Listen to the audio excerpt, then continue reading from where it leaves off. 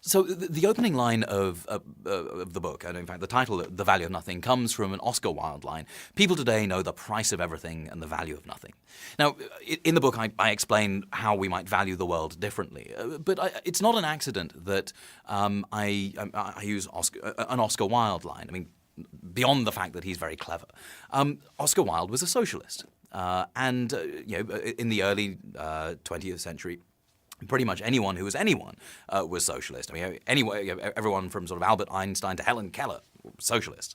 And I think that it's important to remember that there have been political systems that have valued the world differently and figured out ways of valuing the world differently that have been erased by the sort of triumph of capitalism, by the fall of the Soviet Union.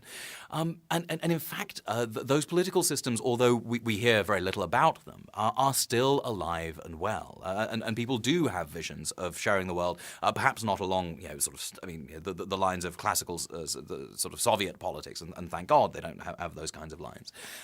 But there are alternatives that are around us that are kind of suppressed, that are hidden. And I have no doubt that when people read the book and find that actually I'm not entirely critical of Karl Marx, they will sort of froth at the mouth and brand me a communist. But like Oscar Wilde, like Albert Einstein, like a bunch of people throughout history, I'm not a communist. I'm just open-minded. And I think that it's important to have a look at other ways of valuing the world, particularly when we're living, as Lord Nicholas Stearns has said, right now in the greatest market failure in human history.